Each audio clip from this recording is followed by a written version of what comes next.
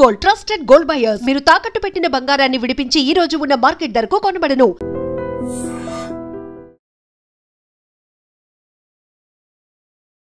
నమస్తే, welcome to healthy conversations with iDream Media.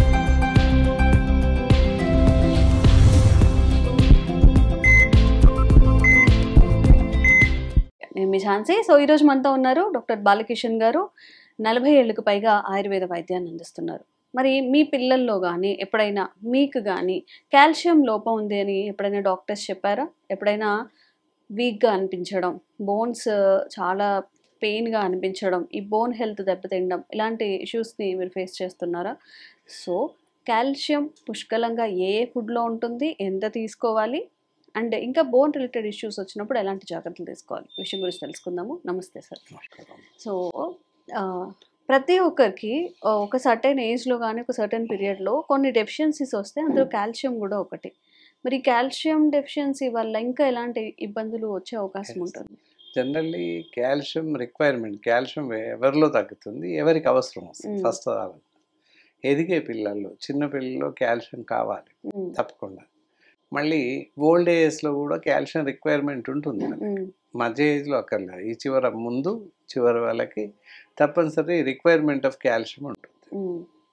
మరి requirement of calcium ఉంటే ఏ విధంగా వస్తుంది, న్యాచురల్గా ఏ విధంగా వస్తుంది, మనం ఏం చేస్తే వస్తుంది, ఎందుకు తగ్గుతుంది, అసలు ఇవన్నీ కారణాలు.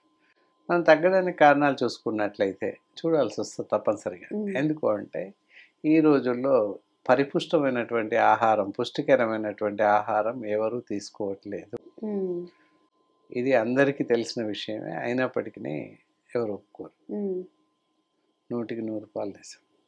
అయితే అందరూ అనుకుంటారు తింటున్నాం ఇందులో వస్తుంది, ఇది తింటాం ఇందులో వస్తుంది అని లెక్క వేసి తీసుకుంటుంటారు. అయినప్పటికీ కాల్షియం డిపాజిట్స్ ఫామ్ కావు, కాల్షియం తగ్గిపోతూ ఉంటుంది. సో ఎందుకు తగ్గిపోతుంది అంటే దానికి కాంబినేషన్ డి ఉంటుంది, విటామిన్ డి. విటామిన్ డి ఉండడం వల్ల కాల్షియంని శరీరం తీసుకునేలాగా చేస్తుంది. విటామిన్ డి కాంపోనెంట్ శరీరానికి అవసరం. Then as well as calcium can be observed in the body. శరీరం అబ్జర్వ్ చేసుకోవాలి అంటే విటామిన్ డి ఉండాలి, ఉంటే కాల్షియం అబ్జర్వ్ చేసుకుంటుంది. అందుకే కాల్షియం విత్ విటామిన్ డి రెండు అవసరం అనమాట. అయితే ఈ కాల్షియం వల్ల లాభాలు ఏంటి? 2 ఏజెస్లో అడిగాం. ముందు వాళ్ళకి కావాలి, లాస్ట్ వాళ్ళకి కావాలి. ఎందుకంటే వాళ్ళు కష్టపడి ఉన్నారు, బోన్స్ బాగా వీక్ అవుతాయి, బోన్ స్ట్రెంగ్త్ పోతుంది, బోన్స్ వంగిపోవడం, విరిగిపోవడం, పెల్స్ బారిపోవడం, బోన్ స్ఫటికాలు ఏర్పడడం ఇలాంటివి జరుగుతాయి. సో అందువల్ల ఓల్డ్ ఏజ్లో బోన్ రిక్వైర్మెంట్, అది కాల్షియం రిక్వైర్మెంట్ ఉంది. అలాగే చిన్న పిల్లల్లో, ఎదిగే పిల్లలు కనుక వాళ్ళకు కూడా త్వరగా ఎదుగుదల లోపిస్తుంది కనుక వాళ్ళకు కూడా కాల్షియం రిక్వైర్మెంట్ డెఫినెట్లీ అవసరం అన్నమాట. సో ఈ 2 ఏజ్ గ్రూప్స్లో కావాలి, ఇన్ఫాంట్స్లో కావాలి, ఓల్డ్ ఏజ్లో కావాలి. మరి మధ్య వాళ్ళకి అక్కర్లేదా అంటే కొంతవరకు వాళ్ళు సబ్స్టైన్ అవుతారు, తట్టుకోవచ్చు. ఈ మిగతా ఇద్దరికి మాత్రం సప్లిమెంట్ బయట నుంచి ఇవ్వాల్సి వస్తుంది తప్పనిసరిగా.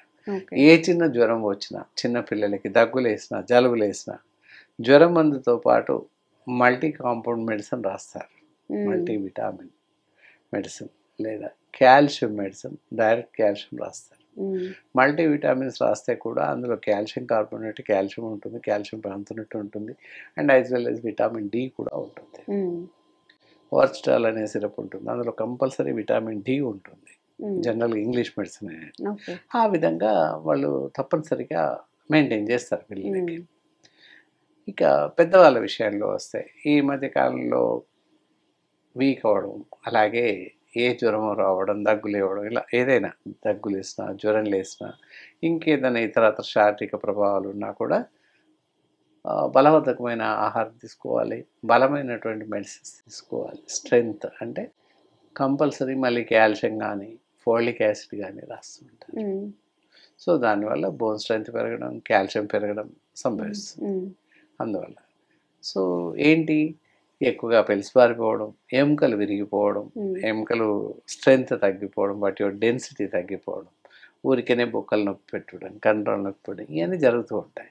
ఆయన జరగకుండా ఉండాలి అంటే సో కాల్షియం కాంపోనెంట్స్ ఉన్నటువంటి ఆహారం తీసుకోవాలి, లేదా అలా కాని పక్షంలో కాల్షియం లాంటి ఉన్నటువంటి మెడిసిన్స్ తీసుకోవాలి, సబ్ మినరల్స్.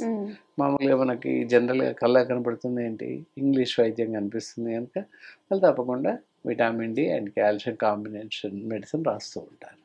ఈవెన్ ప్రెగ్నెంట్ లేడీస్కి, పిల్లలకి, అలాగే ఓల్డ్ ఏజెస్ వాళ్ళకి తప్పనిసరిగా ఇవన్నీ సబ్స్టెన్స్ రాస్తుంటారు, సబ్ గ్రూప్స్ రాస్తారు. వర్క్ అవుతాయా సార్? చాలా మంది సప్లిమెంట్స్ తీసుకుంటూనే ఉంటారు కదా, అవి బాడీ అబ్జర్వ్ చేసుకోగలుగుతుంది? Absorption rate vitamin D, calcium రెండు రాస్తారు.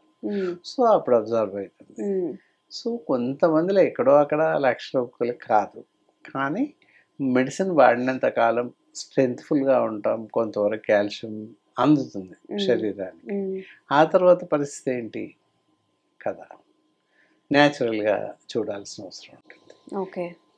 మనం ఆహారంతో కూడా కాల్షియం లాస్ కాకుండా, కాల్షియం డెవలప్ అయ్యేలాగా, విటమిన్ డి డెవలప్ అయ్యేలాగా, శరీరంలో ఇట్ సెల్ఫ్ దానికి అది మనకి ప్రొడ్యూస్ అయ్యేలాగా చేసుకోవచ్చు. కొన్ని రకాల ఆహార పదార్థాలు ఉంటాయి, అవి తప్పనిసరిగా తీసుకుంటున్నట్లయితే తప్పనిసరిగా మనకి విటమిన్ డి, కాల్షియం శరీరానికి అందుతుంది. అవి ఏంటి, పాలు తాగాలి అని చెప్తాం, పాలు మానేస్తున్నారు ఈ రోజుల్లో, పాలు అనేది తాగట్లేదు ఎవరు, పాలు ఎందుకండి అని మానేస్తున్నారు. అలాగే ఇంకా కూడా మిగతా ఆహారం చూస్తే బీన్స్, చిక్కుళ్ళు ఇలాంటివి తీసుకోవడం, ఇంకొన్ని రకాల కాల్షియం సంబంధించినటువంటి సబ్ మినరల్స్, పెరుగు, మజ్జిగ, పాలు, అలాగే ఫ్లాక్స్ సీడ్స్, పోతే నువ్వులు, బెల్లం, ఖర్జూరాలు ఇలాంటివి తీసుకోవాల్సిన అవసరం ఉంటుంది. ఇవి తీసుకోవడం వల్ల ఏంటంటే కాల్షియం పాంతున్నట్టు కాల్షియం డిపాజిట్స్ మన శరీరంలో ఒరిజినల్గా న్యాచురల్గా కాల్షియం తయారయ్యే అవకాశం ఉంది ఇలాంటి ఆహారం తీసుకోవడం వల్ల. ఎంతసేపు డీప్ ఫ్రైస్ లేదా జంక్ ఫుడ్స్, బేకరీ ఐటమ్స్ ఏం తింటూ ఉంటారు, అవన్నీ మానేయాల్సిన అవసరం ఉంటుంది. వాటి వల్ల కూడా డ్యామేజ్ ఆఫ్ కాల్షియం తగ్గిపోయే అవకాశం ఉంటుంది. And as well as vitamin D దాని యొక్క డెఫిషియన్సీ అందుకే ఏర్పడుతుంది. ఇది జంక్ ఫుడ్స్ తీసుకోవడం, ఫాస్ట్ ఫుడ్స్ తీసుకోవడం, అలాగే కూల్ డ్రింక్స్ విరివిగా తీసుకోవడం, ఇవన్నీ కూడా మనకున్నటువంటి మినరల్స్ని దెబ్బతీస్తున్నాయి.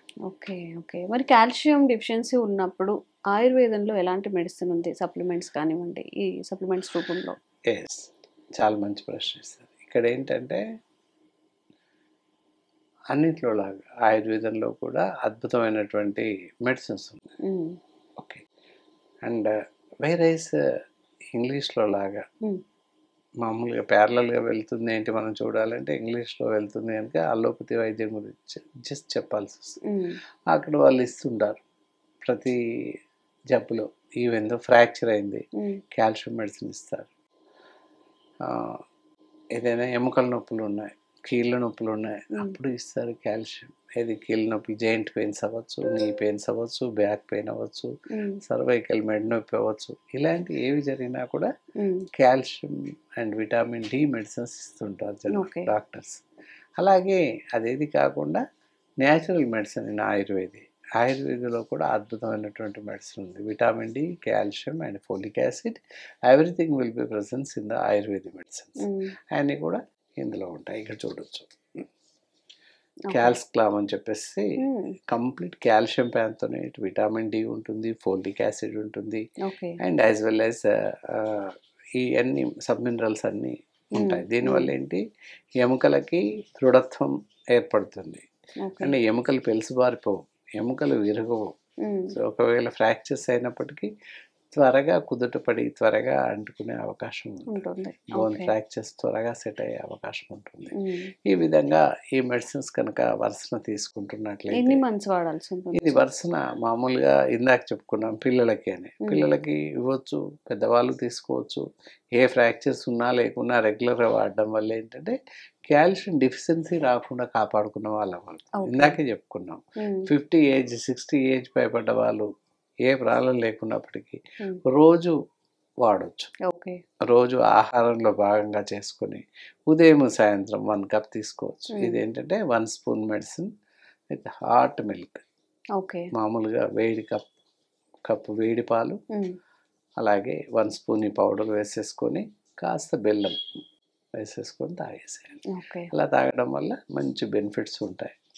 బోన్స్కి, బోన్ స్ట్రెంగ్త్కి, వీటన్నిటికీ బాగా పనిచేస్తుంది. ఓకే. చాలా పిల్లలకు కూడా ఒక అర స్పూన్ వేసేసి గోరువెచ్చటి పాలల్లో కొంచెం బెల్లం వేసి కలిపి తాగిస్తే వాళ్ళకు కూడా డెవలప్మెంట్, వాళ్ళకు ఉన్నటువంటి ఎదుగుదల సరిగ్గా ఉంటుంది. ఓకే. బోన్స్ వృద్ధి చెందడం, బోన్ ఎన్లార్జ్మెంట్స్ అవన్నీ కూడా కరెక్ట్గా న్యాచురల్గా మంచిగా వృద్ధి చెందే అవకాశం ఉంది. ఎముకలకు ఇతోధికంగా పనిచేస్తుందని చెప్పచ్చు. ఫ్రాక్చర్స్ని కూడా కంట్రోల్ చేస్తుంది. ఎముకలలో ఆస్టియోఫొరాసిస్ అనే జబ్బు ఉంటుంది, అంటే ఎముకలు గుల్లబారిపోవడం, ఎముకలు పలసబడిపోవడం, అలాంటి వ్యాధి రాకుండా కూడా కాపాడుతుంది. ఈ విధంగా ఆస్టియోఫొరాసిస్ ఉన్న వాళ్ళకి కూడా బాగా పనిచేస్తుంది. Total all types of bone diseases can be controlled under this medicine calcium. So ఎవరికైనా కాల్షియం డెఫిషియన్సీతో బాధపడుతున్నప్పుడు పిల్లలు కానీ ఇంట్లో పెద్దవాళ్ళు కానీ ఎవరైనా సరే సార్ చెప్పిన జాగ్రత్తలు అయితే పాటించండి. అండ్ ఎవరికైనా ఈ సప్లిమెంట్స్ కావాలన్నప్పుడు కూడా స్క్రీన్ మీద కనిపించే నెంబర్స్కి ఫోన్ చేసి మీరు మీ రిక్వైర్మెంట్ ఏంటి అనేది అడిగి కూడా తీసుకోవచ్చు. Thank you so much sir. నమస్కారం. And for more videos, please subscribe to iDream. Please subscribe to iDream. Please subscribe iDream. And please subscribe to iDream. For more videos, subscribe to iDream. please like, share and subscribe to the channel. Congratulations, iDream. Subscribe to iDream. Subscribe to iDream. So subscribe to iDream Media. iDream ki iDream team andarki huge congratulations. Please subscribe iDream Media. Please subscribe to iDream. Subscribe iDream. Please subscribe to iDream. iDream అంటే నా కళల channel subscribe చేసుకున్న నోరు తిరుగుతలేదు, మీరైతే గంట గుర్తు కొట్టండి. For more such videos, please subscribe to iDream. Subscribe to iDream. Please subscribe to iDream. Please subscribe iDream Media. Please do subscribe to iDream. Please subscribe to iDream Media. For best entertainment and information, please subscribe iDream. And don't forget to subscribe to iDream.